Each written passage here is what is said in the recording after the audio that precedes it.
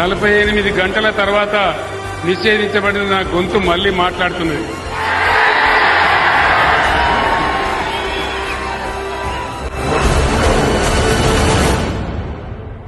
ఈ రోజు కేసీఆర్ బస్ యాత్ర ప్రారంభమైన తర్వాత కాంగ్రెస్ కు బీజేపీకి గుండెలు వణుకుతా ఉన్నాయి. ఇద్దరు కుమ్మక్కైపోయి వీన్ని ఎట్లన్నా ఆగబట్టాలి, ఎట్లన్నా వీన్ని నిలువరించాలి అనేటువంటి కుట్రగట్టి ఈ నా మీద బ్యాన్ పెట్టినారు. ఆ విషయం మీకు అర్థమైపోయింది.